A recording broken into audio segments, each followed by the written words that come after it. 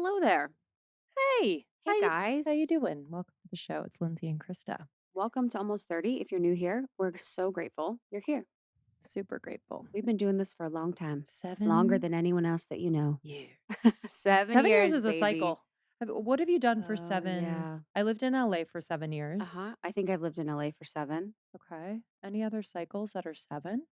I know that your taste buds change every 7 years. Your Hmm. cells are Turnover. completely turned over every 7 years.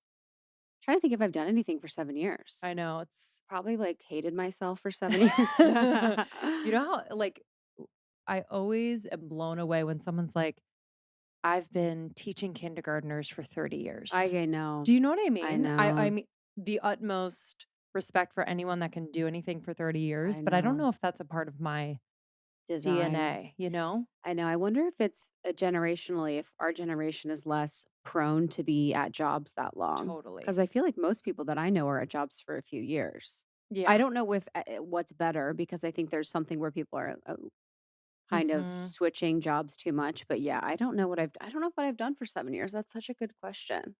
'Cause I've just heard that, like, it's a complete cycle. It's Yeah. a Well, they call whatever. it in relationships too. There's research around like the seven Mm, year itch yes. that basically by 7 years, there's like a point in time where you Oh, that's interesting. wanna Yeah. explore outside.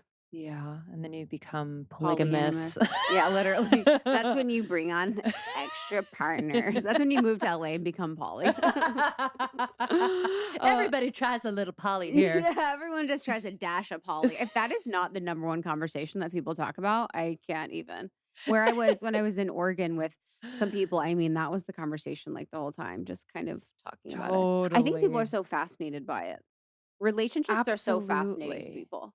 And it's almost like I don't wanna say an excuse because I do think there's a beautiful aspect to the journey of that, Yeah. of kind of the ego dying a little bit and just kind Yes. of like being love, giving love, receiving love, Yes. in whatever Free form. love. Yeah. Mhm. But I wonder too if it's kind of this primal urge, like an excuse to be like, Yeah. I'd love to have a side piece. Yes, 100%. I was like, I feel like it's always instigated by the men.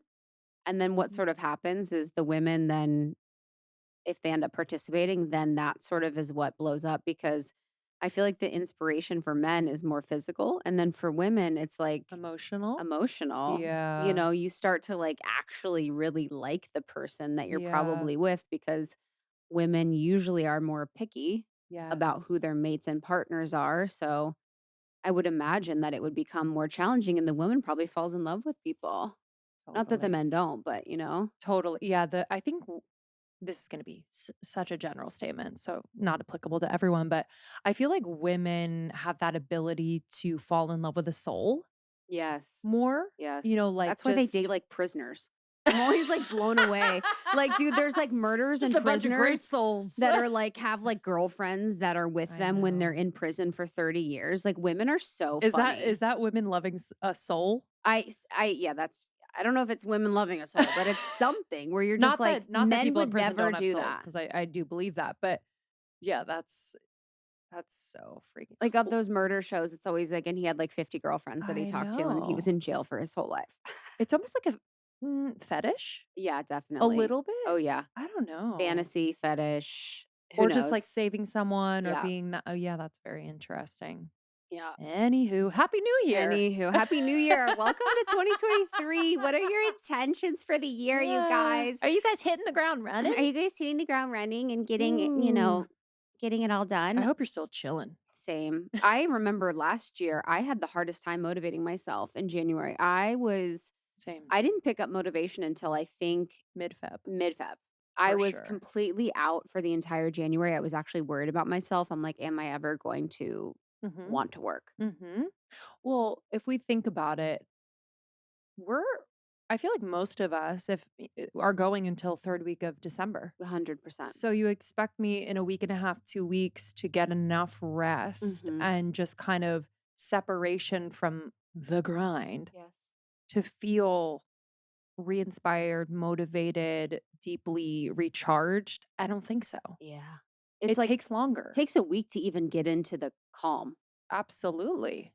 Oh, yeah, I mean, And it's not calm, like, you're still with family, for people are sure. kind You of got half things to do, working. and yeah. So I that makes complete sense to me, and I think we need to normalize it. Yeah. That January is still kind of the it's like the liminal month Mhm. between and just kinda, yeah, allowing yourself to be, but Today's episode with Danny Beinstein, who's the best. I just loved talking to her. We always were like DM friends, dear friends with Lacey. And she's such a amazing astrologer and then teacher. It was mhm. really fun because we got to talk about 2023, some things to look out for from an astrological perspective in 2023, so you can be prepared. So we go into that. So we'll help you as much as we can understanding the energetics of 2023 from her. And then we also talked a lot about astrocartography. This is something that I talk a lot about on my page because it's impacted me so much. And then we've talked about a few times on the show, but not in this depth. So Yeah. I really wanted her to take us through astrocartography, what it is, why it's important, how to figure things out from your chart, and really understand, where in the world is your soul called, or is your Mhm. soul meant to be, or is your soul meant to grow in or have a family in or be. So astrocartography basically can tell you, similar to coordinates of longitude and latitude, it helps denote which specific planets, energies, and opportunities you may find present in locations based on your birth chart. So everyone's chart will look different, and it'll basically show you specific lines which represent specific energies based on the planets. And then that energy is going to influence you specifically. Mm. Yeah, I actually don't know a ton about astrocartography, so I'm excited for this episode. Um, I think I know, like, the basics of, like, the sun line, the moon line, etcetera. What is your sun line? Do we have the same sun line? No, my sun line is more so in the Midwest. Oh, Yeah, my wow. sun line is in the Midwest. And what's through LA? Because we Through both L have LA. Yes, through LA actually is Pluto, which is the planet of death Mm. and transformation, and then Mercury, which is the planet of communication. So Wow. I have those crossing through. Justin does as well.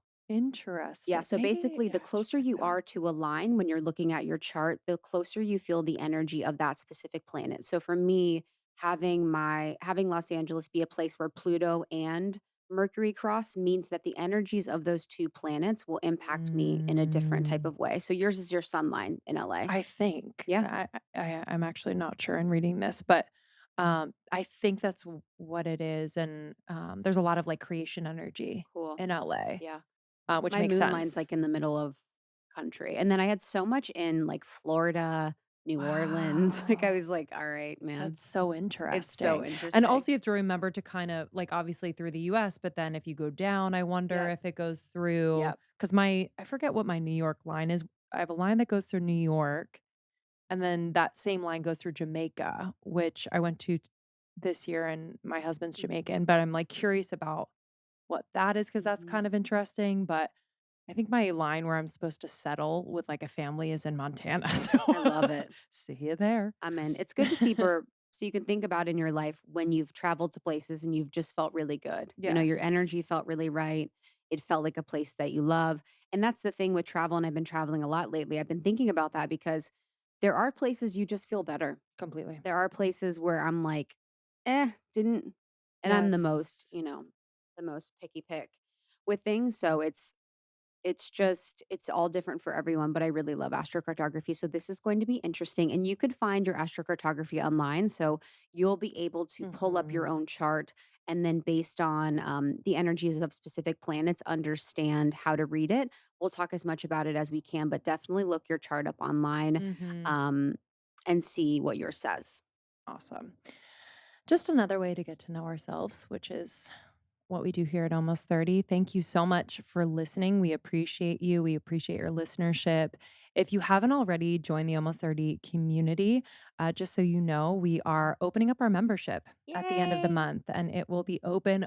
So you can join at any time if you've been hearing about it and just kind of being like, ooh, I wonder what's going on in Danny's going to there. do a workshop. Yeah. So we have Danielle Beinstein doing a workshop. We have some amazing workshops coming up. Yes. So all of the topics that you hear on the podcast, we go super deep and make it super actionable and personable to you in the membership through Mm, workshops that we have every single month. So Lindsay and I do live hangs where we do our own teachings, we have conversations with our members, and then we have these really beautiful in-depth workshops among so mhm. many other things within the membership. So it's such a beautiful way to support yourself and your evolution, especially in a new year. Yes, to learn more, you can go to almost30.com/membership.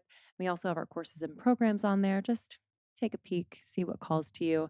We're really honored to support you. Yes. Okay. DanielleBeinstein.com to learn more about our amazing guest on this show. Send this episode to a friend to talk about 2023 and all of the things. See where your lines are from an astrocartography perspective. And thank you for being a part of the Almost 30 Nation community. Love ya. Love ya. Okay, if you love to cook but don't like to go to the grocery store to get all the ingredients, I highly recommend HelloFresh. Okay, this is an incredible way to make meals at home with all of the ingredients and easy to read instruction guide. And honestly, most of the meals are ready in less than 15 minutes. It's absolutely amazing. HelloFresh's festive fare collection features limited time recipes made with seasonal produce and premium proteins. I've been checking that out. So if you're looking to get out of that post holiday slump with these like really beautiful, yummy, elevated winter classics, go check those out. But really, I'm obsessed with HelloFresh because I can eat well and save money. So I've been cutting back on expensive takeout and delivery. And with HelloFresh, it's just super easy. It's affordable. Honestly, I feel like I have like restaurant meals right in my kitchen and I'm making them. And I'm also learning a lot about like cooking as well. It's so easy and stress free and delicious, but I'm like learning. It's so nice. So I highly recommend make your life easier if you're someone who's all about convenience. Try HelloFresh. It's delivered straight to your door, which is so awesome. Go to HelloFresh.com/21 almost 3030 and use code 21 almost 3030 for 21 free meals plus free shipping. What? Yes, you heard it right.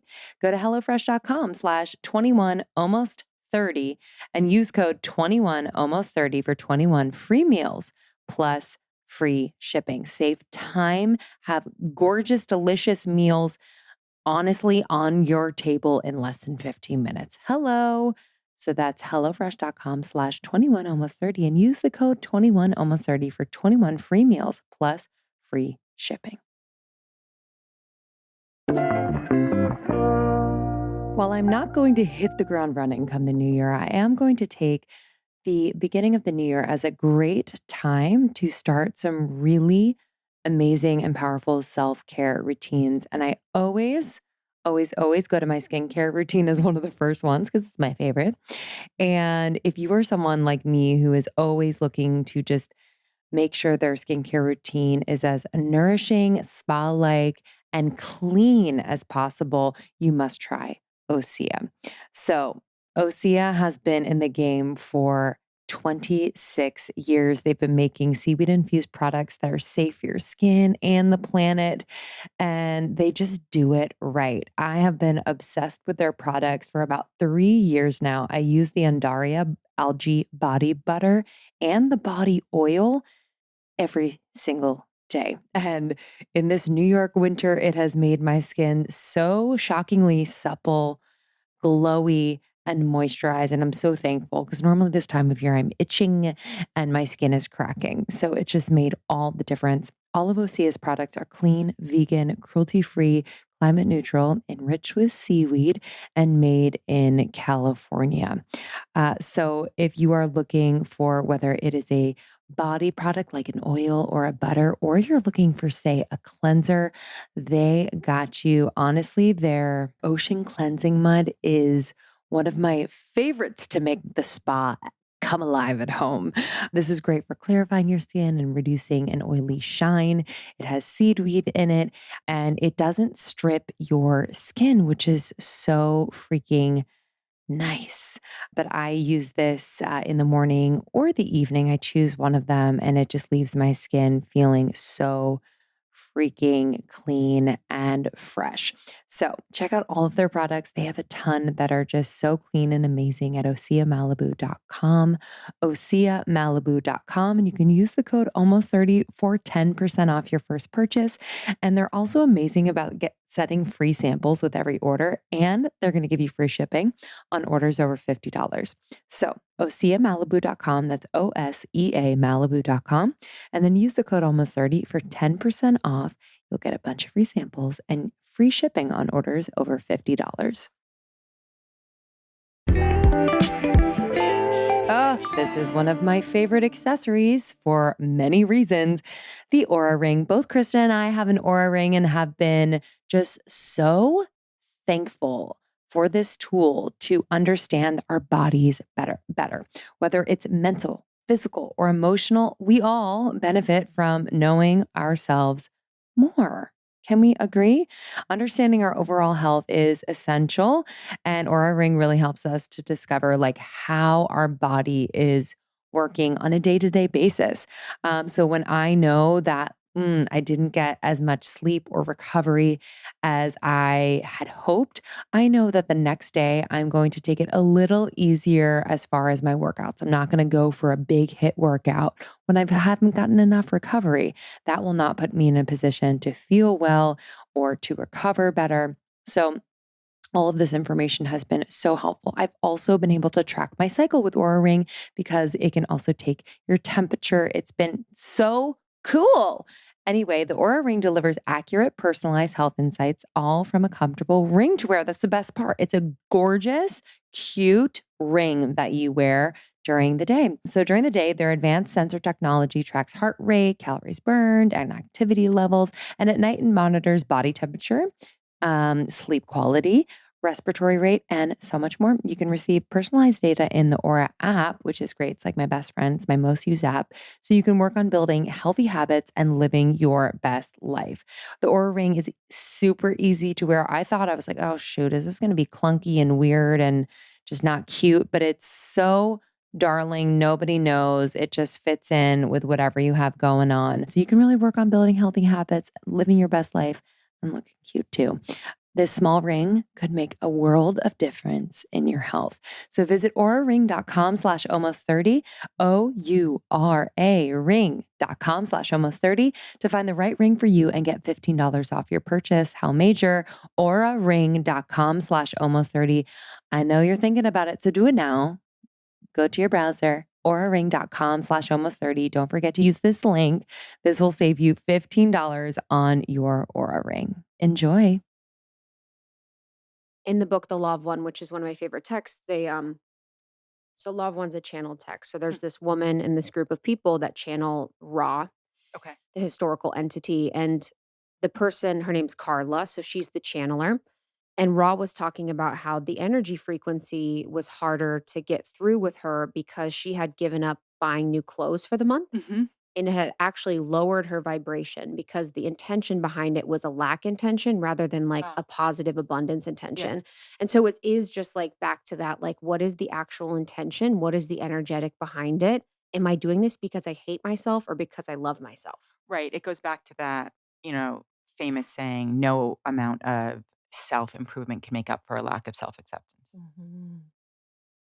And I think that we are just so removed from ourselves, Yeah. increasingly so, and so we keep trying to orchestrate these artificial means to understand ourselves or bring ourselves back home to ourselves, and, Like what? I just think. And I use elements of biohacking, but I think that there's this kind of element I know of exactly. of like, Dude. let me just bypass being human. Uh-huh. And so I think there's kind of a split. Charles Eisenstein wrote a whole essay, a beautiful essay about this, but there is kind of this fork in the road towards transhumanism or Mhm. old school kind of hippie. Um, and I think that for me, and other people don't feel this way, and when I have clients who they love technology, Mhm. I love that, and I support them in that, and I think it's such a beautiful expression. I am not wired that way. Mhm. I have always been a student of history. I if I were to do anything else, I would get a PhD in social history. Um, just for the love of it, not even to teach, not just because I'm so fascinated by what it was like to live throughout various points in history. And we think we're so different, but the same human need for connection, for belonging. And we think ourselves superior just because we live in the current age. But, there's always been kindness, there's always been evil. And I'm just kind of interested in what it means to be human. So, and not from a theoretical place, not from Yeah. a but from a real kind of Because lived I'm in. like, already, I'm like, let me just stay right Yeah, here with you. because I think that's what's fostered Yes. in our current society, right? There's not a lot of dropping in. Mhm.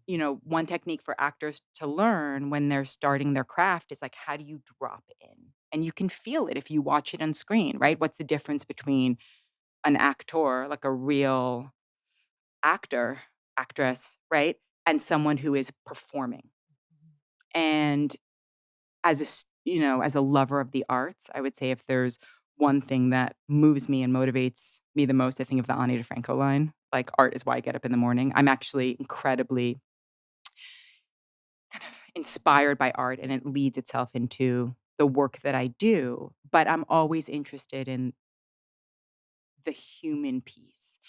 Um, and that's why I think I love literature so much, because a great novel will explore the human experience without judgment of the character. Once you've judged the character, you've lost your reader, right?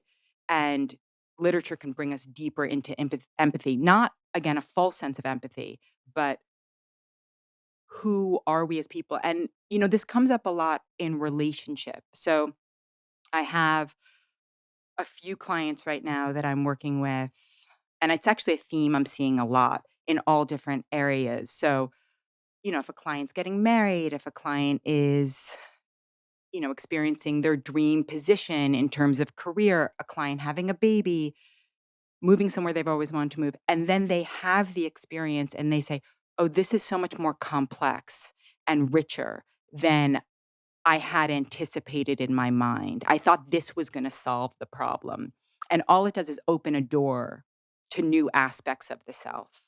And it seems that many of us are always trying to outrun the complexity and the nuance of being a human being. So you can hold multiple emotions around a singular thing.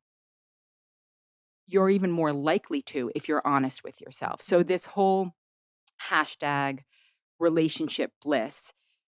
Never First of all, it's seen it. not interesting. Never seen it. But it's not even really Not showing up interesting. on my feed. What is that? I don't know, I don't even know if that's a hashtag, but you get my gist, right? 100%. I Relationship goals too. Yes, Yes. relationship goals, that's the one. Yeah. And it's like, I don't know, when I talk to my friends, a lot of my friends, so I'm 42, a lot of my friends are in their 50s, and when I talk to them about their long-term marriages, many have been married for 20 plus years, there is a real layered complexity to their understanding of the choices they made when they were younger, if they're out there again, who they're looking for. And that's what's so rich in human relationships is really being able to have the safe space to explore that and to say, you know, think about it this way. Again, coming back to the truth piece. If someone's like, "Oh my god, my boyfriend, girlfriend, etcetera, is the best I've ever is the most amazing person," versus, "I love my partner, drives me crazy." You know, I'm drawn to this about them. Sometimes I wonder, would I be better off with someone like this? But then I realize, oh, they bring out in this in me. That's a more real conversation. And it invites other people in to a conversation versus it's alienating. Perfection is alienating, which is greatly ironic given so many of us have perfectionist Mhm. desires or yearnings. Yes, and it's exacerbated by social media. Yes, I think too what also happens is people go wider instead of deeper. that's exactly it. That's So exactly it. so with self-help, growth, development, even relationships. It's like, okay, I'm going to find more friends. I'm going to Yep. find more tools. I'm going to find more biohacking. I'm going to find more instead of going deeper on the one thing. Yes, and the simplification Yes. piece, right? When we have spaciousness Yes. to just explore who we are. Yep. I think that is the deeper need, right? Without necessarily a specific desired outcome. Because, for example, if we think about what we want in life, it's not always what we actually need. Hmm. And the cosmic forces are often much wiser than we are. So they may give us exactly what we wanted and it fits, or, the universe may bring us the opposite of what we thought we wanted and it fits. And that's the dancing Hmm. with life and being present moment to moment. And also, I think what's interesting about the wider versus deeper. So I work with a lot of different artists Hmm. and creatives, and Adam Duritz, the musician. Yes, I'm a product of the 90s. But the musician, I think he once said, I don't know if this is his quote or he was referring to someone else's quote, but that this the specific is actually universal. Hmm. So a lot of what I see kind of on social media are these broad spectrum, kind of broad strokes, follow these 6 bullet points or, you know, know yourself, etc. And The platitudes. the platitudes. And we Yep. really, what makes us interesting, what makes life interesting are the details. Yep. I think that's why certain memes work. That's why Yes. meme culture exists because Yeah. you're like, oh, that's me. Yeah. Like I saw this. It's so crazy, but I saw this meme. It was like it was of this girl in the back of it was a green screen of her in the back of the car, and there was like weed smoke and like Mhm. loud rap music and like her like coach purse, and she's like me in high school thinking I'm having fun, Yeah. and I was like, that was literally my whole high school existence. But I think it's too specific. But I'm like, no, that actually is, and that's how Yeah. you create connections is through specificities. Yes. Yes. And also, again, as we get older, there can be seemingly Yes. contradictory memes. And that's what I'm most interested in. And that's why I've always been drawn to art because it explores that. Mm. And we're living in a big outrage culture, in a big ideological culture, sweeping generalizations made. And that feels dangerous to me because individuals are what make life Mm. interesting. What do you think about this then? Because I'm curious about that. So, because I feel like that sometimes with astrology, where Yep. I'm like, that's a sweeping generalization. If you're like, I'm a Gemini, you're like, okay, you're blah, blah, Yeah. or you're, like, so how do you reconcile that? Well, that's why I don't participate in that. Yeah. And I don't post memes because Yeah. if you look at a natal chart, Mhm. right, it's divided into 12 pie slices, which are the houses. There are 10 main celestial bodies. And then it's how they're forming geometric degrees to one another. So a chart is incredibly layered and complex. So someone may be a Gemini sun, right? But let's say they have a stellium in Cancer. And let's say their Gemini is actually in the 12th house. And so they may not be actually very Gemini. I see this all the time with Leo. People come to me and they're like, I'm not loud. I don't understand. And I don't know why volume has been associated with the fire signs. I really don't understand. But They're like, I don't look at myself in the mirror all day. What's the deal? yes. And so I don't subscribe to that, which has probably cost me I followers know and kind of, exactly. Sometimes I think about that too. I'm like, dang, if I was just like more mainstream. yeah. But I'm not wired that way. And so I see astrology as a tool and a gateway to move deeper with my clients.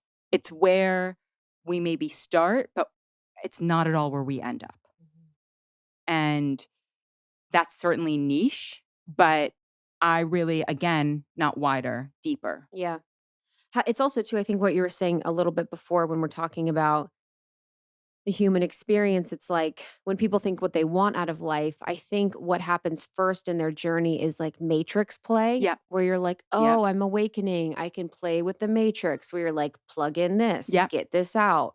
And that's a lot of like that's a lot of specific manifestation Yep. work, not Lacey, Yeah. obviously, one of our dear friends, but it's like that general understanding is of like, if I think about this, this happens. Yes. And it's actually not getting you what you want. Like, I want what God wants for me, not what my Yes. ego mind perceives to want for me. And I think that's an interesting part of the spiritual journey for a lot of people too, because it can be scary. I think I'm in that point where I'm still kind of gripping to the ego Mhm. desires and I'm not fully like turning forward to the part where it's like just the soul desires because you're like, whoa, how could I be happy with not everything?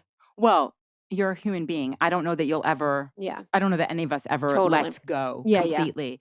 But I think about this a lot because, I think about like early Super Soul Sunday, like, Yes, dude. 90s, like that kind of OG teaching. And I think about, Which was what? I don't even know.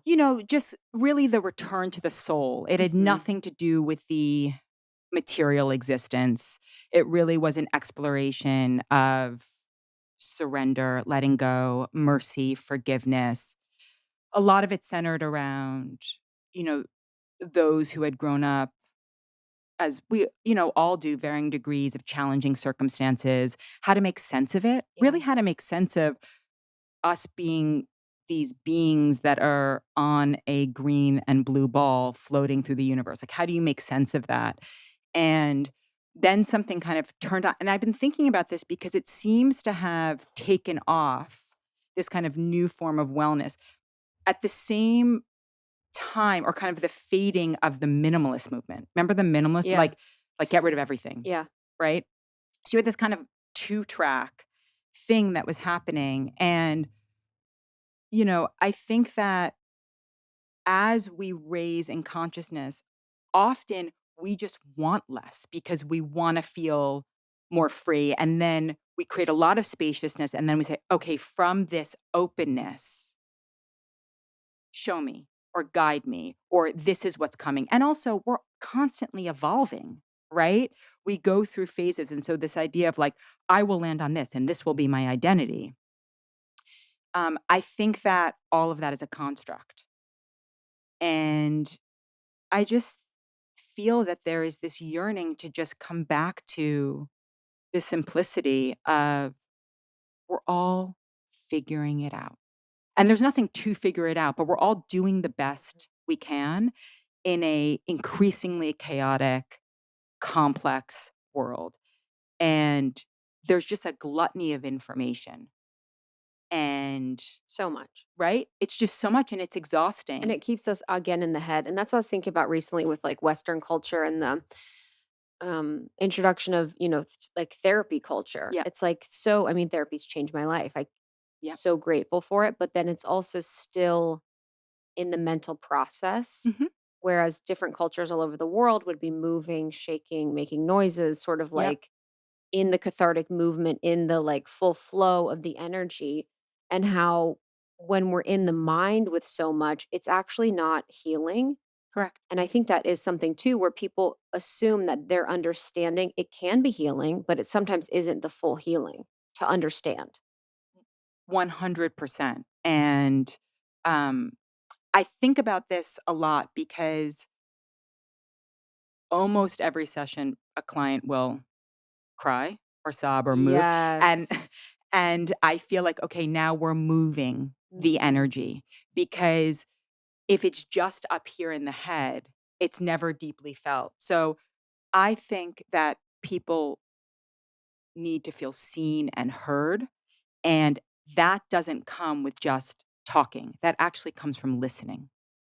And I noticed in my practice that I went through a phase where I was like, okay, I need to give them as much information as possible. I just need to make this worth or, making an investment. I need to give them as much information as possible. And I kind of shifted out of the original listening. And then I moved back into the deeper listening. And I was like, this is actually what's effective. Not just listening to someone ramble from their head, but sometimes people just need to vent and then you can get to the deeper place. But listening beneath the words. So, what are they really saying? What are they really wanting? And then from that, I think, the physical element. Listen, I moved to the woods. I grew up in Manhattan and I moved to the woods of Tennessee because I just needed to be in the being, right? Like, I don't have a wellness practice. I sit on my porch and watch my dogs and drink a cup of tea or an espresso, and I feel more at peace than, going to I went to some fancy, spa up in a high rise in downtown Nashville, and I had this thought coming home. I was like, "If I had just put my feet in the grass, um, I would have felt more relaxed than this 3-hour process where I had to drive downtown, get in an elevator, go to a high rise, 100%. like." Check in, check out, Yeah, change your clothes, the whole do the thing. lock and key on the thing. Totally. And so I was like, "I'm not doing this. I'm gonna go." I found practitioners who are, out of their house. It's a much calmer thing. But yes, exactly, that whole again, like the artificial construction rather than going to the thing itself.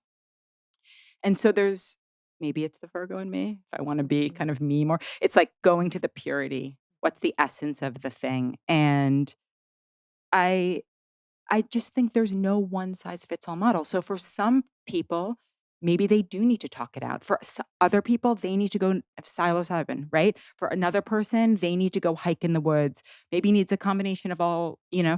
I think that there's never going to be one thing that applies to every single person. The only two things we know for sure are death and taxes. Mhm.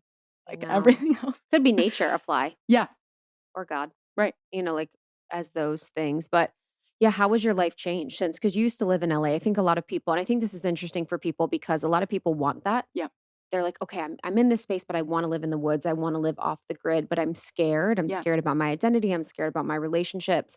I'm one of those people. So, what has your transition been like? Well, okay, so the pandemic hit. Yeah. LA I was here for 15 years.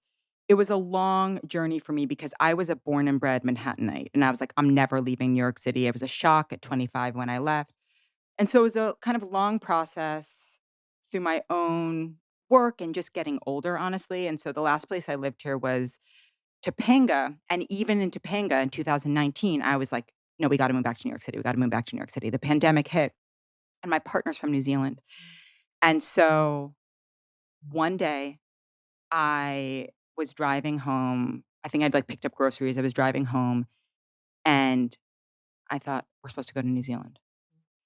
And it was a whole process. We had to quarantine. I had to actually my passport was about to expire, and I was like, "If this is meant to be, it's gonna just happen."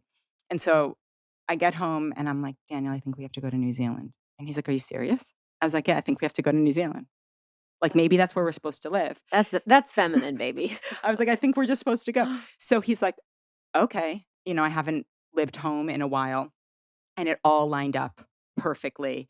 And we got there, and it was beyond unsettling and chaotic for me. I've never been so unsettled in my life. So I'm in this place that everybody it's like, The it's most beautiful, paradise. yeah. Everybody's like, "Oh my god, you're in paradise." At that point, New Zealand was completely open if you were there. You couldn't go in and out, but it was completely open.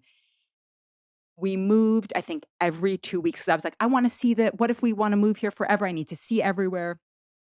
And genuinely the most unsettled I've ever been.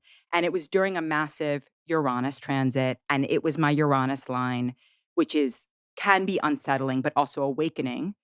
And the honestly, the most toxic I've ever been was Mm. there maybe since I was like 17 or early 20s and like raged at my parents. How did that show up? It showed up with my partner's family.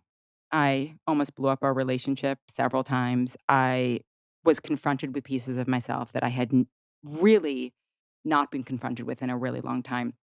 It had a lot to do with identity. We come from radically different worlds. I felt challenged at the core. I felt like, where is home? What is home? I knew LA didn't really feel like home. And I was stuck on this idea we were going to move back to New York City. We're going to move back to New York City. And I come back about 2 months earlier than him. I land in LA. All our stuff was in storage, and I said, "I'm going to Colorado."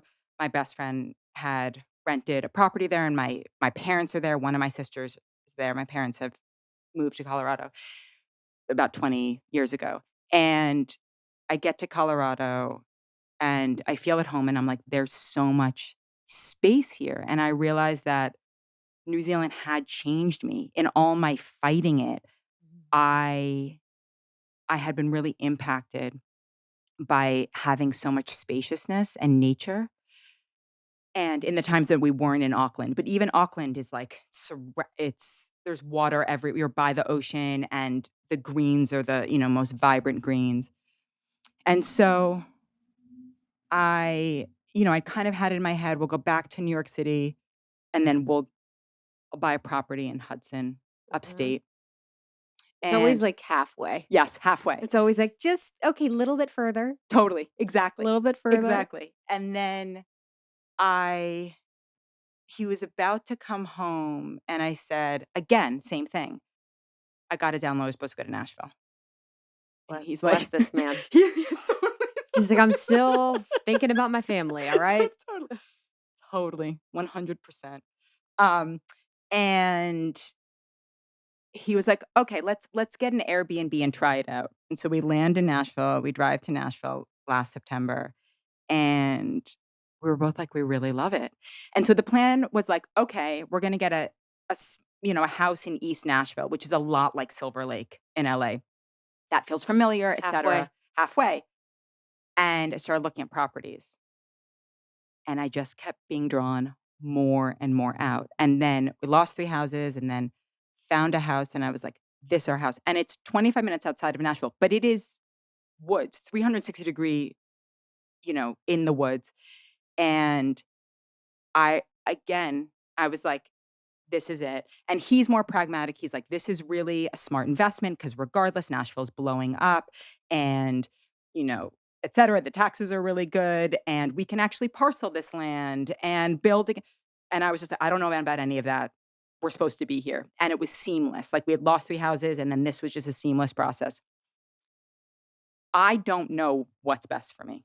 In my life, every decision, although when I get a download that's crystal clear, like New Zealand was really challenging, was absolutely supposed to go there, right? LA had been challenging for 15 years, but going through a series of Pluto transits, it's on my Pluto line. So that's the It's on my interesting thing Pluto about line us. too.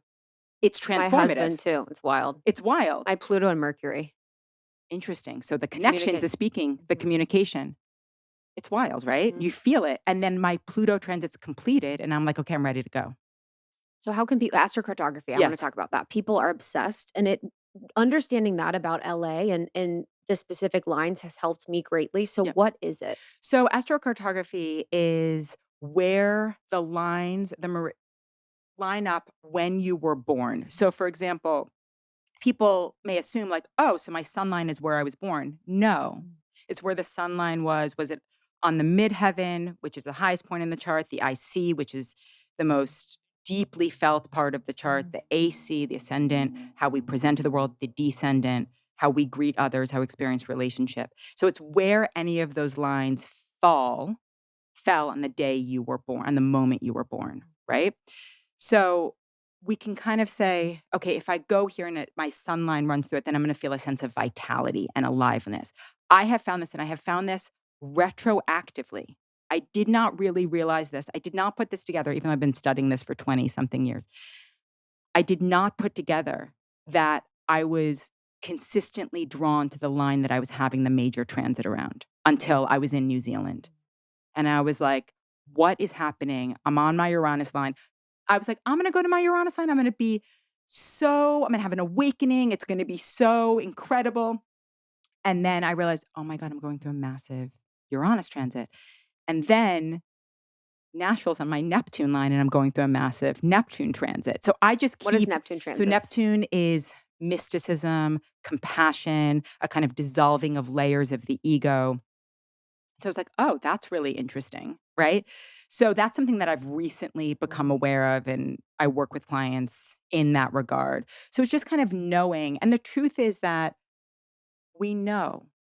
We land somewhere and we go, "Oh, this feels right," or we land somewhere else and we go, "This, for whatever reason, this is challenging." You know, when people said to me, "You're in New Zealand? That's where I wanna live. It's the most amazing place on earth." And I'm like, okay, I am so challenged here. Totally, totally. I'm having such a Like, hard I'm time. about to burn it all down. Exactly. So I think that it's, again, like conceptual versus lived, Yeah. but we can't avoid. So people say to me, I know I'm not supposed to be on my Saturn line. I'm like, well, what if you're having a Saturn transit? Or what if you need more structure in your life? Or you need more accountability, self-accountability? That's Well, what they say maybe about a Pluto too. well, think of Pluto as like the deeper, more internal experience. Saturn's gonna be the more kind of external, structured Mm. experience. But yes, there is a kind of similarity to them. So people to find theirs out, they can type it in online, Astro.com is a really easy way to do it. com, and then it'll basically show them their chart that has where this all of the lines that they can really then understand from the energetics of each line what that means for them. Right, so it's actually gonna look like a map, Yes. and you'll click, let's say, Denver, Mhm. and you'll see if a line is running through Denver, and it might say, "Oh, you'll do better on the western side or the eastern side of this line." But there's a pretty wide range, like, you don't need to be exactly it doesn't need to be exactly there, but then the other thing I do is I pull up a relocation chart, Mm. which is as if you were born at that place, and you'll see how it shows up in the relocation. Just so I can give people a deeper understanding. So let's say your Mercury is on your midheaven. There, if you pull up the relocation chart, you'll see Mercury on the midheaven. Okay. So you'll recognize that, oh, this is a place, and then you can see where the other celestial bodies land in the chart. I find it to be more substantive Mhm. or additional. I find Yeah. it to be helpful. So it's like people could look at the astro.com to get a general sense of the energetics of things, but it doesn't take into consideration like different aspects of their chart as it relates to those things. Exactly. For example, I don't have any lines running through London or the UK, but I love London and the UK. I feel so connected there. And the kind of sense of home and creative part of my chart is activated. But it's not, you won't, if you pulled up my astrocartography, you wouldn't immediately see that. So I just think it adds another layer. So if say because I have my moon around Texas, but Yeah. it's not in like Austin as an Yeah. example, is it a certain amount of area to the left and to the right? People will say 700 miles. Okay. To the left and to the Yeah. right. Okay. Where you could sort of feel that energy. Yeah. Do you feel like why do you feel like astrocartography sort of picked up interest? Because I feel like maybe it's from 2020 and people want to move, people are sort of Yeah. all over the place, but I definitely feel like it's more of a collective conversation. Well, I think we've definitely been in a great migration, Yeah. right? And I think that we're more mobile than we've ever been, right? In 1750, if you picked up your astrocartography, Mhm. right? It wouldn't be, but we're so mobile. And I mean, aside from the energy crisis, it's been easy to get and move around, right? Flights have been relatively cheap in terms of the span of history.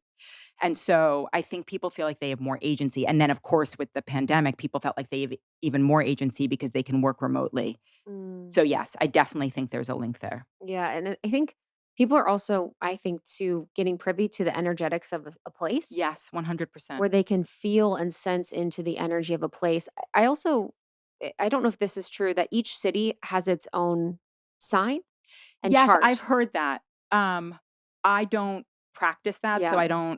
I'm not going to claim to, but I know that people say New York City is very Scorpio or Capricorn.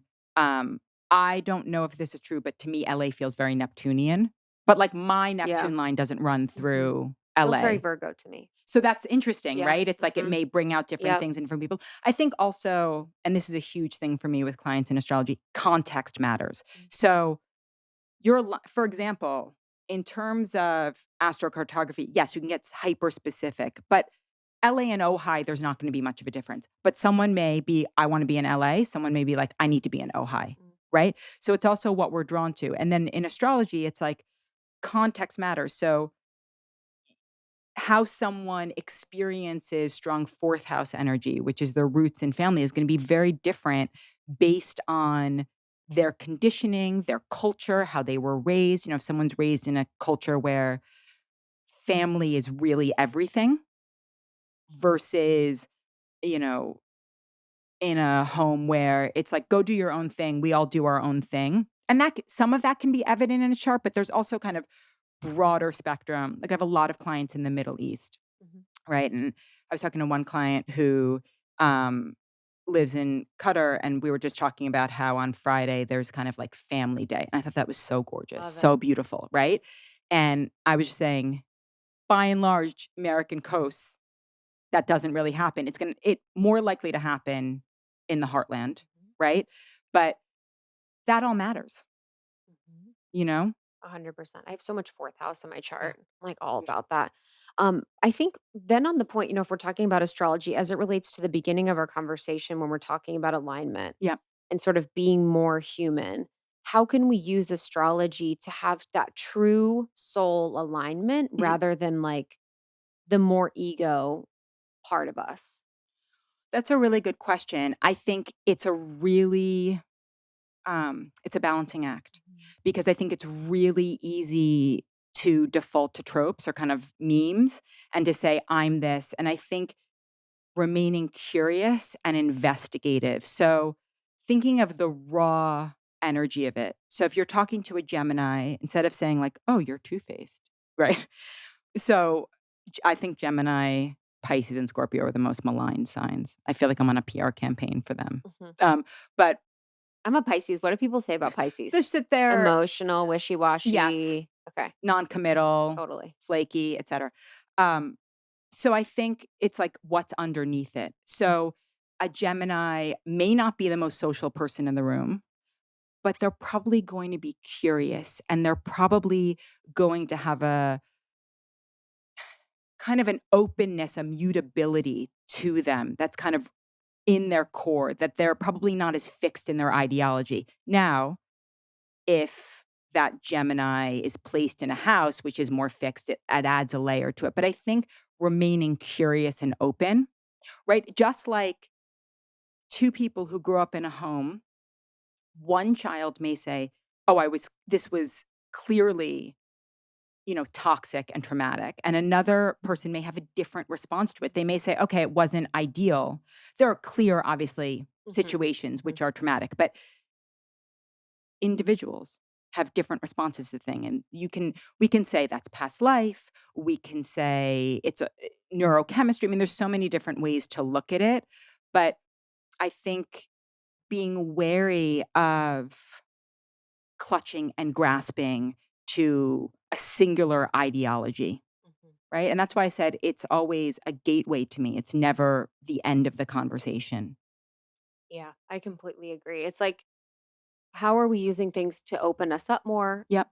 rather than like close us? And that's what I love the way you do astrology because it's not sort of that meme trope where you're just like Virgos like to make their beds in the Yep. morning. You're just like, dude, what the fuck? And then everyone's like, I do make my bed in the morning. Like it's almost like creating a situation where people are then living up to the things. Yes, 100%. It's self-fulfilling prophecy, Yes. right? I'm this. Yeah. And then it can be it can prevent a kind of intimacy, right? Again, I think the curiosity piece is really important and the listening. And we're just kind of shouting in our culture. We're not really listening. We're not really asking questions. And I remember, so I was a pretty heady kid, and I remember reading this New Yorker article when I was like 17 or 18. I have no idea what the article is about. I might have mentioned this in another podcast. I can't remember, but I have no memory of what it was about at all. But I remember the opening line, uh, which was opinions are the opiate of the masses, which is a take on the famous Marx quote. And I never forgot that. I was like, the idea of having these calcified opinions are it there's something that feels so empty about it, right?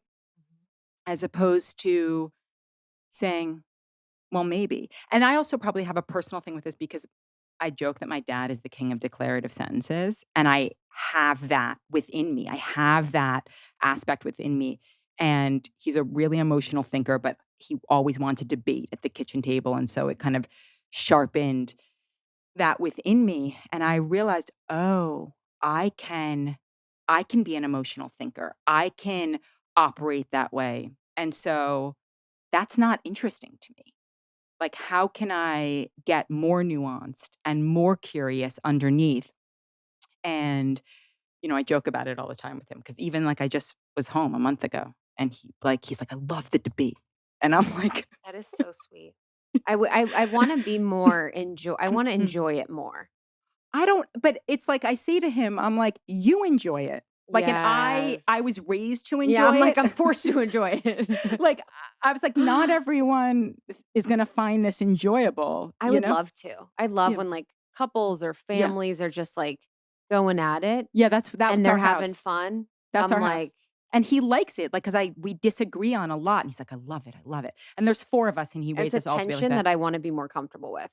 Just that Yes. little bit of tension where you're like, "Ooh, it's okay, we're both having our different experience and we're expressing it," Yep. and being okay with not fusing or matching energies or being like, Yep. "It is only safe if we agree." Oh, yeah. No, in fact, I feel like in my house growing up, it was like you weren't meant to agree because then it wasn't interesting. That's hilarious. So, yeah, on my birthday card this Oh, year. that's a whole vibe too, Yeah, though. that's a whole If you're, thing. like, just being like, "Well," That's everything, yeah, 100%. To and just it's have your own exhausting. identity, Yes, and I was 100%. like, That's like "Dad." being a high schooler. Like You know what I mean? That's a full high school experience. I know, it was last time I was home, I was like, "Dad, I hear you, but, like, I really just wanna have breakfast." Like, can we just Yeah. You're like, "I'm 12. I have a crush, and I just wanna hit the road." Speaking of relationships, at the beginning too, we talked about relationships and, like, the relationship goals. Yeah. A lot of women in our community or a lot of people in our community oftentimes will start dating someone, and Mhm, then they look at their astrology and mhm, signs. mhm. What are your thoughts on, like, comparing charts in the beginning of relationships? I have a really funny personal story about that. Let's hear it. When I met Daniel, he thought he was born at a certain time, and I asked him on our first date, and then about 2.5 years into our relationship, his mom came for Thanksgiving, and she was like, "You weren't born at that time." It's like, "You That's totally amazing. did." You're like your whole life flashes before your eyes. He loves to bring that up because he kept being like, "Everyone says that their chart is so accurate and mine is not." And then his mom said that, and it was like, "Oh, yeah, this is you. This is so you.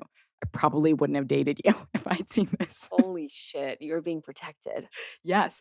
So, I think that, again, it's like, how do you feel around that person? Because the astrology will give us a lot of information about what the soul contract may be or what the learnings are.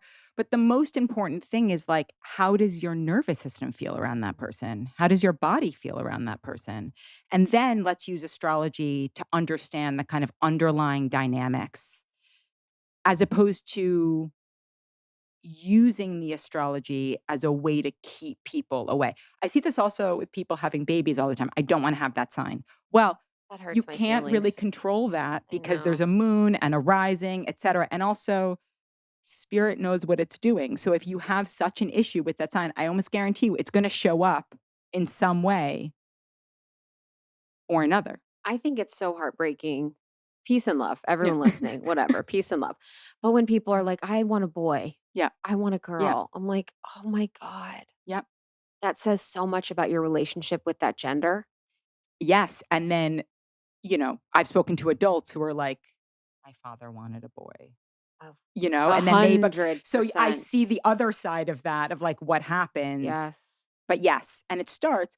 But the other thing is like we're all coming into something. Yeah. Mhm. We're all working through something. And that's I go back a lot to the ancient Greek philosophers because it was just this sense of like fate and free will, fate and free will. And there are just some soul experiences that the window dressing of it may look different, but the soul lesson is going to be there. So a lot of times if I see Mm, clients in dilemma, like should I go here or should I go here? And I say on some level it doesn't matter because your soul is going to present you with the experiences that you need in order to grow and evolve. So it's a false sense of control, you know? yes. With relationships, Mm. how would someone be able to tell about soul contracts and learnings from charts? North node. Okay. If Yours and theirs? yes, Okay. if there is any kind of contact between Saturn and an IC, any of the angles, what we call the angles, that can be evident. But a lot around the nodes and Saturn Because and the angles. because Saturn represents Lessons, karmic it wouldn't lessons. be Venus? No, Venus is more topical. Wow. Venus is more like, is the attraction there? Do we get along? Mars is more kind of the sexual piece. Is there sexual compatibility? But no, it's not deep enough. And so I think what you said is really powerful too. In relationships, it's like, how are people using it to like categorize people Mhm. and keep people further from Yep. them and further from intimacy? Right, and then we'll just become more and more isolated and more Yes. lonely, Yes. as opposed to we have something to learn from every single person, right? Mhm. Everybody who shows up in our life is some kind of teacher. And we don't, again, need to create a formula around it where it's exhausting and we're overanalyzing everybody, but just seeing someone through soul-centered eyes, really seeing the soul in them, the human in them. They're doing the best they can, right? You're doing the best you can. I'm doing the best I can instead of this, being on the offense all the time. Mhm. Yeah, for finding reasons to not Yeah, move forward or be with yeah. people or categorize people. And that's the whole thing when the opinions are the what is it? Opiates of the Opiates of masses. the masses. It's like I always see that with people where it's like once they feel like they conceptually understand something, they can sort of move on Yep, and try and figure out the next yep, thing. So it's like, okay, this person's Scorpio, don't like Scorpios, move on. yep, And sort of never leave room for that nuance because that takes time, yep. takes inquiry, to be in nuance, to be in discovery. It takes confidence in changing, being able to change your opinion and perspective. Yes. But one of my favorite spiritual quotes of all time is Pema Chodron's, "Nothing ever goes away until it teaches us what we need to know." So, probably gonna be confronted with the energy of that in one form or another until it's integrated. Mhm. Yeah, 100%. I would love to talk a little bit about 2023 Yes. Yes. astrology, Yeah. baby. How are we looking for 2023? So, 2023 is interesting because Not a Saturn. good start. No. Just So kidding. well, I'm just there's kidding. all these massive shifts in the collective, and they're not gonna be tied up in a bow, right? But we have in March, Saturn moves into Pisces for a little over 2 years. Okay. So I'm a Pisces. Is that good for me? well, there's gonna be a kind of I'm like, nuance, solidification. nuance. Is this good for me?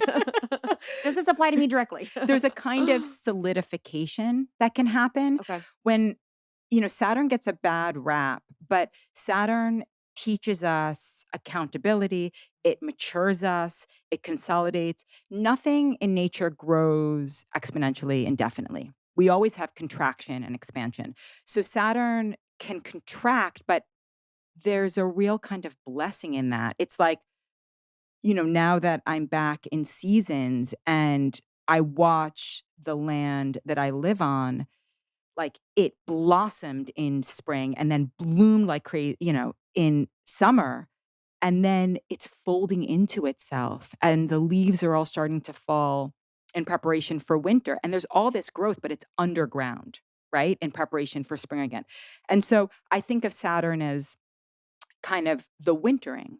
And there's a real stillness and beauty to winter. Perhaps my favorite season. But there's a real kind of beauty to that. So there's a kind of coming to oneself and a fortification that Saturn can bring. Now, Pisces is all about mysticism. It can be about fantasy, imagination. It can be about pining. What's pining? So pining is like the yearning for something that it Oh, always feels far away. But what I say to clients is that if there's a strong element of pining, well, then you've got an incredible imagination, right? You see what's possible. And so how can you take that imagine those gifts of imagination and use them creatively, right? How can you make something of it? So I like to it think of feels contradictory. Saturn and Pisces energy. Do you well, feel like that? yes, Okay. because one is the physical form Yes. and kind of physical world reality, and the other one is the unseen world. Hmm. So it's kind of about making your dreams a reality, fusing fantasy and reality, kind of grounding us. So that's one thing that's happening. And then Pluto starts to move into Aquarius. So this is major. Pluto takes 248 years to grow in the zodiac. And it's the slowest in astrology, it's been demoted. I But know. It's so I know weird. because it's so Why? I actually don't know. I don't know the astronomy around it, but in astrology, it's the most potent, right? Yeah. It's the slowest moving. It really It was like like hits a NASA that groove. demoted it or Yes. something. Yeah, I don't know why. I should know Remember that. Planet X? Do you remember Planet X? There was like So a planet beyond Pluto for a little bit called Planet X. well, I have no memory of this. I need to like No, I confirm. totally believe Okay, you. but everyone just chill if that doesn't exist. But I remember Planet X was like a planet beyond Pluto that existed for like a little bit. But anyways, yeah. Oh, that's so Pluto moves into Aquarius, which is an air sign. It's also the collective. So I think we're going to get we're feeling it, right? Massive lessons around groupthink. Because Aquarius Mm, it's paradoxical because it's about the individual, but it's also about the collective, right? So we're going to start to get lessons. So that happens between the end of March. I think it's March 23rd. I can only keep so many dates in mm, my head sometimes until June. And then it backtracks back into Capricorn. And then so in that, I think it's May 17th of 2023, Jupiter will have moved into Taurus the day before. And we're going to have a square between Jupiter and Pluto, and they're going to be in fixed signs. So it feels like there is going to be this real kind of next spring, because it's also, we have the eclipses. So we have the eclipses on April 20th and then May 5th. There's going to be this kind of rumbling that's, I think, going to really come up against ideology hitting, again, physical world reality. And I feel mm. the big thing that's going to be true for 2023 and 2024 is stuff around farming, because Jupiter moving into Taurus, which is the physical world, land, it is literally the gardener or the farmer. And then That's also Uranus. food, Yep, yep, climate. yep, all of it. Yeah. And then on top of that, Uranus, which takes 84 years to grow in the zodiac, in 2024, in April of 2024, Jupiter will meet up with Uranus in Taurus. So there just feels like that's going to be the real kind of theme, is how we relate to land, how we relate to nature. We are nature, but we Mhm. have this idea that we need to go into it, or we're separate from it, or we need to control it. I'm like, did no one see Jurassic Park? Did we just miss Mhm. that? Mhm. Like, you mess with nature, it messes back. 100%. I literally couldn't go to the bathroom alone for like years because the Tyrannosaurus Rex ate the person out of the That's bathroom. true. I literally had to go with like my dad outside the door for like ever. What do you feel like, are there movies that you feel were incredibly impactful in terms of what you thought your adulthood would be growing up? Yeah, that's a good one. Um, Clueless, Uh-huh. probably the Yeah. classic. What I thought my adulthood would be. Or like a type of partner. Like, was there a movie that you were Yes. obsessed with when you were, you know, 11, 12, 13, 14, when you were like starting to develop your sexual consciousness? I'll never forget Titanic. Yeah. I saw it like 9 times in theaters. And I just never forget, like, the feeling of, like, boobs coming on the Yeah. screen, and it was just, like, everyone, like, was, like the tension because Yeah. it was kind of radical then, I more guess it so. was. Like, there wasn't really boobs as like, they're everywhere now, like, every Yeah. HBO show, but it was, like, very radical and very radical for our age, and I just remember being like, "What the" and it was one of those movies where it's, like, fall in love, meet each other, Yeah. you know what I mean? The love at first sight thing, which is, like, something we hear from a Yeah. contextual level. We're like, love at first sight, but then when you kind of see it actually happening in movies, Yeah. it's so wild because it's no communication Yeah. really, It's like no all I. it's all Yeah. I. And I remember feeling that. I was like, "Okay, I'm gonna be rich and they're gonna see" you know what I mean? They're gonna see me and it's like Are they gonna be from the lower class? Like, yeah, they're gonna be, lower yeah. class. No, I'm actually opposite. I'm Jack in the scenario. They're really they're the Rose, but yeah, I remember that being, like, profound. And any television series? Television series around relationships. Sabrina the Teenage Witch was pretty dope. Uh-huh. Um, I do remember Sex in the City. Interesting. I do remember that being very interesting, and I know it's got its things. It's not Bible, but I do remember that being really impactful. Have you seen any of that play out? I feel like we underestimate I agree. the imprint that these early media experiences have on us. Those of us, like, some of America was raised not on, if you were raised Oh in a my god. religious environment. Oh my god, The But Hills and Laguna yeah, Beach. I rewatched it the other day just because 'cause I'm, like, always just, like, a student of Earth. I'm like, yeah, what's the deal with this?" yeah, And so I was watching it and I was like, "Holy fucking shit." The things that the guys were saying Yep. was so crazy. Like they were just so What? sexist and just Interesting. like they said Yeah. gay and derogatory Mhm. ways, like and then also the conversations with the people, like, no one ever actually communicated anything. They'd be like, "So, did you see her at the party?" And you're like, "Yeah, like, I did." And then they'd go to the party and be like, "You're a bitch." And it's like so much has been thought, Yeah. but not communicated. Yeah. And just how that also the whole concept of, like, being mad at the girl for the guy's actions, that Yep. was, like, the whole that was the whole experience of that was, like, being mad at the girl for the guy, having so much pressure on the girl. It was wild. And you ended up in Southern California. Yeah, And I just think, that's true. I think about this a lot because, I was obsessed with episodic TV. Like, Mm. for example, I was a teenager when ER came out and like, were Carol and Doug going to get together? And it was like every episode was anticipatory. And I swear that because I didn't see it. My parents are still married. They're really solid relationship. I didn't see that.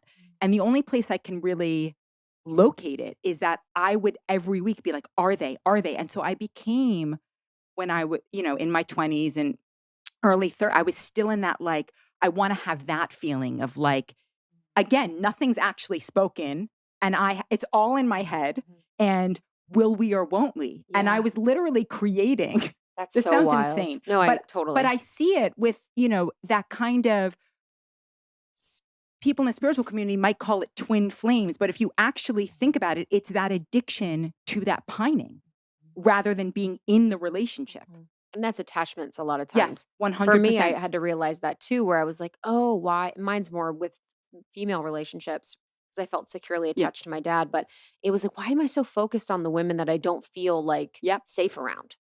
Why am I so focused on getting their love or Yeah. affection or attention?" Like it was so much of my life pedestalizing women and then like being afraid of them or being their sidekick and then like it was just very weird. And I was like, "Whoa, what's this?" But that makes so much Yeah. sense, right? I had a similar thing Yeah. with my mom, and I translated that to men. Like, I Oh, was okay. drawn to men who Uh-huh. felt like they were unavailable, Mhm. like but there's something interesting in the imprint. Like, what do we because television Oh, or yeah. movies, we are in a meditative state. We are Yes. literally, taking that in constantly. Television. Yes.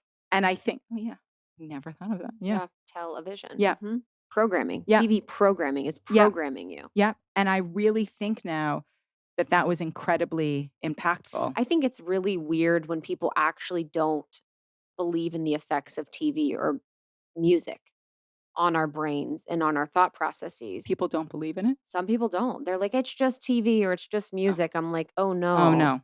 We are vibrational creatures." And Yep. that's what it does. It gets you into a meditative state and then can go into your subconscious Yep. and then programs your subconscious mind. And that's done. People, you can do research on that. Right. And so you think about like there's all these memes about how, women will watch 12 hours of serial killer, I you know. I'm like, "Are Video there any more murders to cover?" Literally, the other night I was like, "Can we are we caught up with our murders now?" Yes. But like, Only in America too. yes, we're obsessed with it. Obsessed. What is that? So then you have to ask, like, what is I that? think it's the adrenaline. I think Right. we are so comfortable that we have to make up scenarios in our mind to get us hooked on that adrenaline and to continue on that process. And there's also a kind of like sexuality, a 100%. titillation around that, right? Titillation. So I really think about it less currently. I mean, I'm pretty curated what I watch, but I think about it in terms of development. 100%. Did you hear about Coco Melon?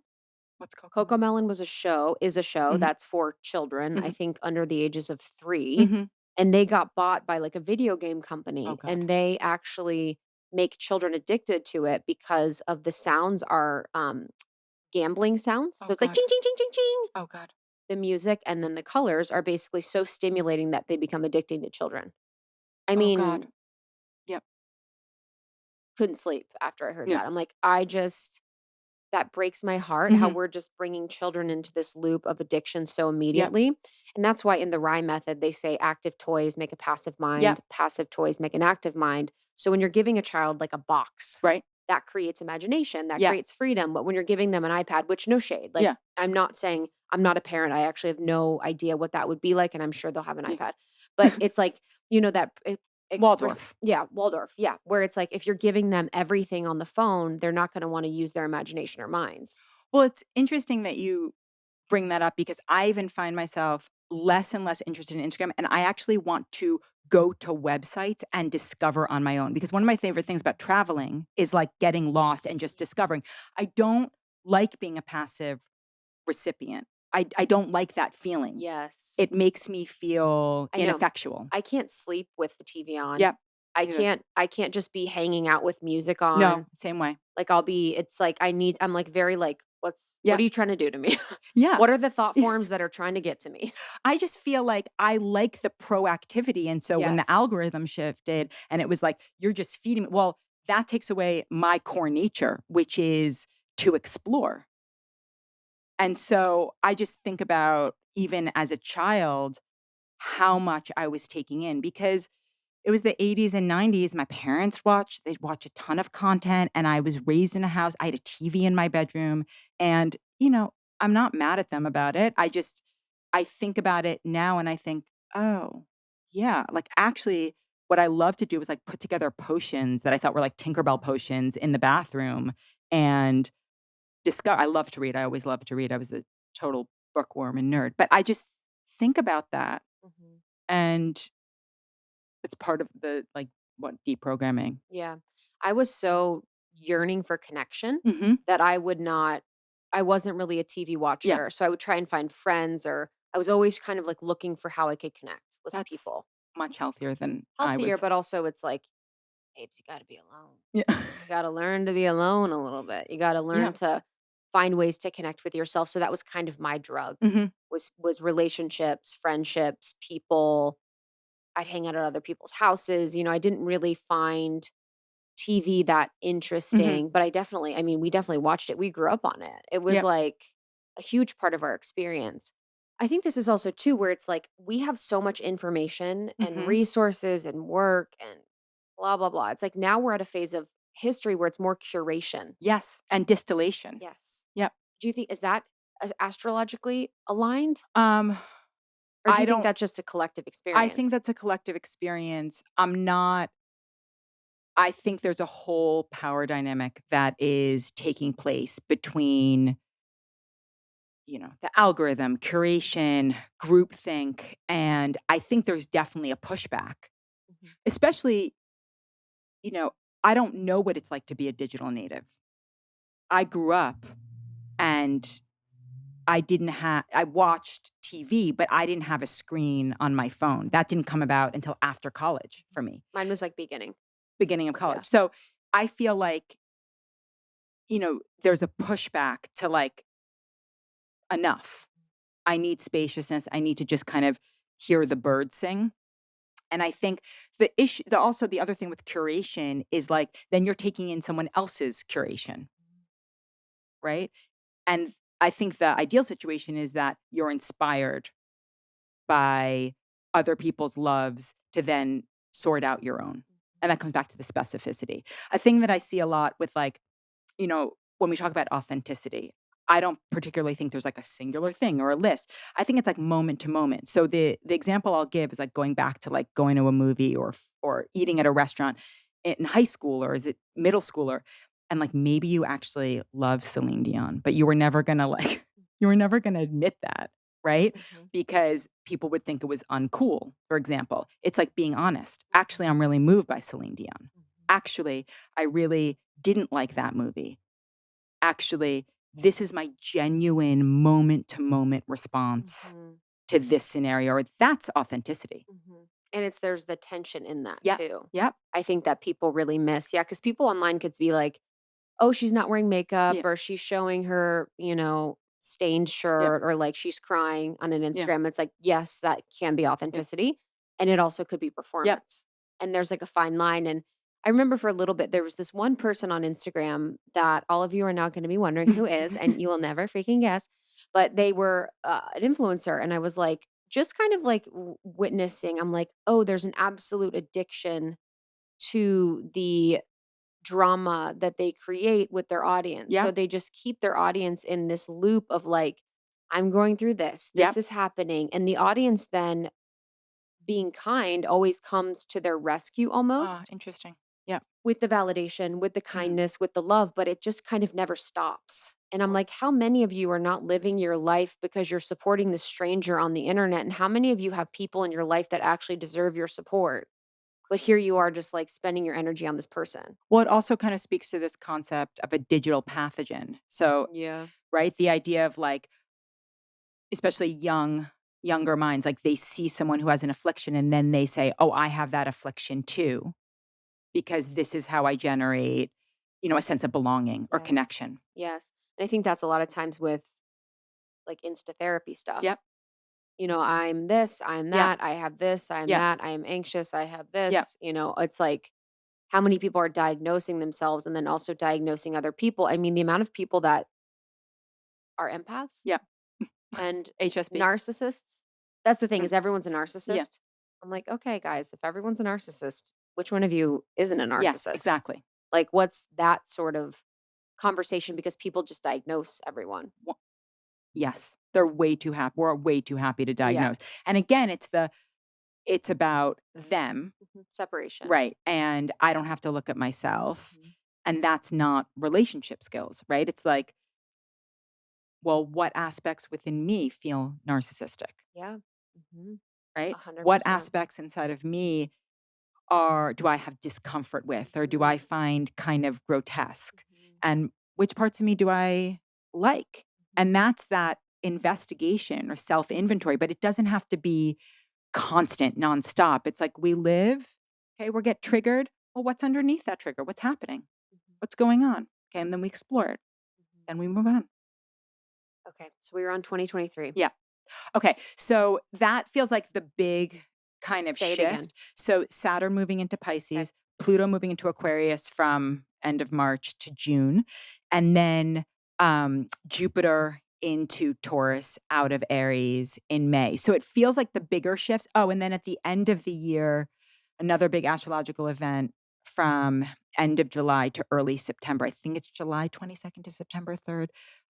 Venus goes retrograde in Leo. So at the end of 2022, uh, Mars went retrograde in Gemini.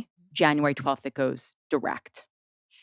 So we've been exploring the idea of what drives us, our motivation, how we use words as weapons, how we create narrative as weapons. Venus in Leo is our experience of entertainment, of performance, but also just the idea of feeling lit from within, feeling luminescent, feeling creative for creativity's sake, playful.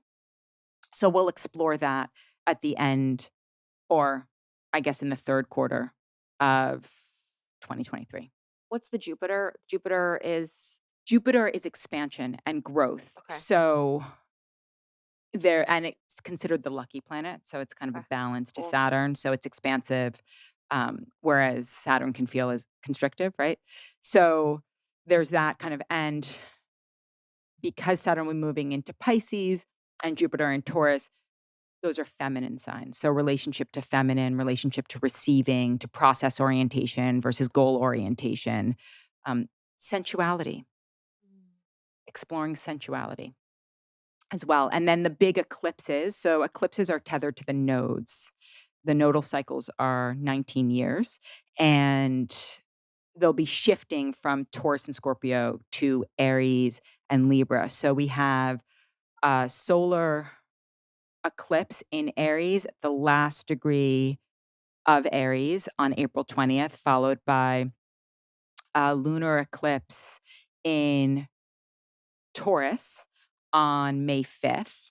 And then, and closer to the end of the year, next autumn, we have an October 14th eclipse in Libra, which will actually be over the western part of the United States. We'll be able to see it over the western part of the United States, followed by a lunar eclipse in Taurus on October 28th. So those two, so that's why I feel like the spring is going to be potent, the most potent.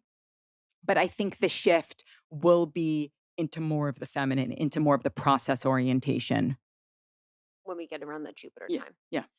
What would be, just for our listeners, what's some things to remember in 2023? When we look at the astrology, what would be some things that they could just keep in mind? Be wary of ideology. Be wary of How do you define ideology? um, a one size fits all model. Anything that's a one size fits all model. Come back to your body. I mean, this is eternal kind of truth, but come back to your body. How does it land in your body? How does the truth land in your body? And how does stillness feel? How does spaciousness feel? Um, because I think truth is things are going to ramp up energetically, just especially with the Jupiter Pluto. And so coming back to this moment, this place, this time, and the glory and beauty of being alive, being able to smell a fresh rose, being able to sip your tea, these are historically, these are actually luxuries. People's nervous systems historically were just fried. And we're frying ours right now. So how can we just come back to that, come home to ourselves? This has been so much fun. Thank you so much for I'm having so me. grateful. It feels like you've already been on. I know. I Isn't feel that that weird? and I also feel like I've known you a really long time. 100%. I'm like confused. I'm like, we've done this before. I know. Like, it's so weird. How can people work with you and connect to you? Find me through Instagram or through my website. I'm really Yeah. accessible. I respond to my own emails. Love to see it. Yeah, so just reach out, honestly.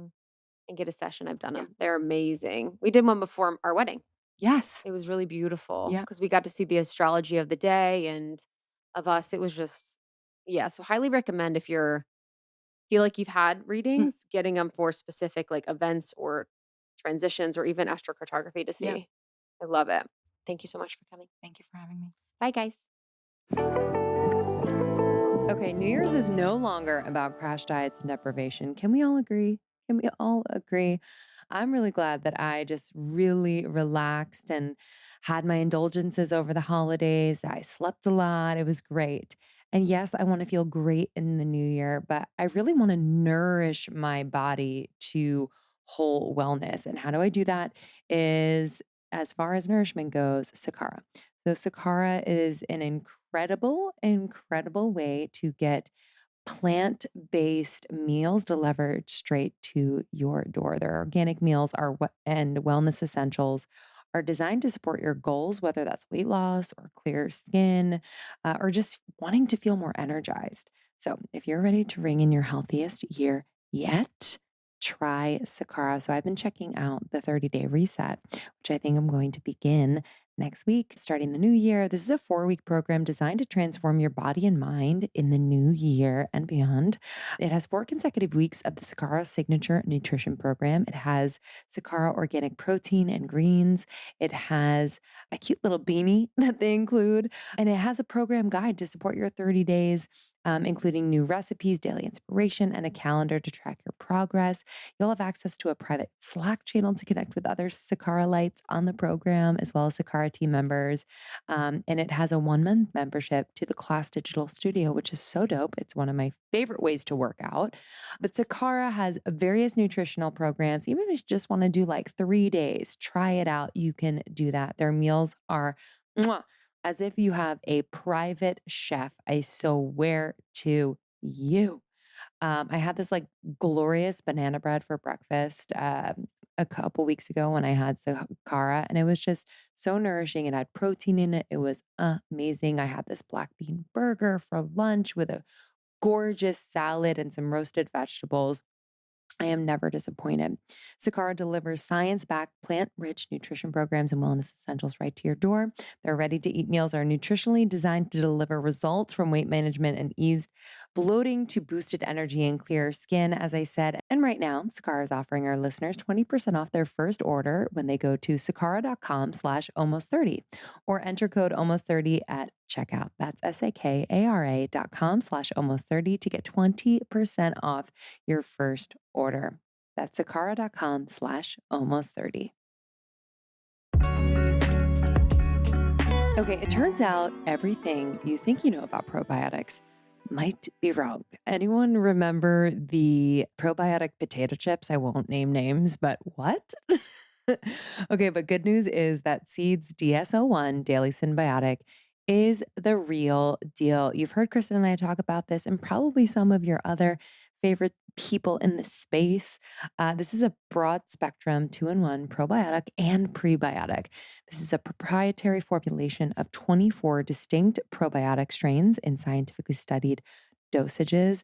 This brand is science backed. You can go to their website and read all about the science. It's actually fascinating. They're obsessed. And I just feel really good knowing that this is deeply and thoroughly researched. What's also really, really cool is that this 2-in-1 capsule is engineered in a way that it's protected the probiotics through the digestion so it can ensure delivery to your colon. A lot of probiotics do not survive your GI tract, so that's why they don't work. But Seed is designed differently, and that's why it works. So if you haven't heard, I'm sure you have, but the gut is the second brain, and it is a truly like a core tenet of your health, your mental health, your physical health. I've noticed just improvements in my digestion. I have healthy regularity. I poop regularly, which is amazing. I've noticed an incredible improvement in my skin. This is also great for heart health and micronutrient synthesis. So if you are looking for a probiotic, try the DSO1 Daily Synbiotic. It's a probiotic and a prebiotic. And what's awesome is that for our listeners, if you go to seed.com/almost30 and use the code almost30, you'll get 20% off your first month. 20% off your first month of Seed's DSO1 Daily Symbiotic when you go to seed.com/almost30 and use the code almost30. Thank you so much, Danielle. What a beautiful conversation. Again, it's daniellebeinstein.com. You can book a reading with her. She does natal chart readings, she does astrology coaching, and she is such a powerful reader. And thank you to our sponsors for this episode. Krista and I love trying out brands and experiences for you and bringing the ones that we really love and use ourselves to the show. So thank you to Osea, Seed, Sakara, Aura Ring, and HelloFresh. You can find all the discount information exclusively for Almost 30 listeners at almost30.com/partners. Also in our show notes of this episode. You can check it out there. Yeah, we love you guys. Thank you so much. Bye. Bye.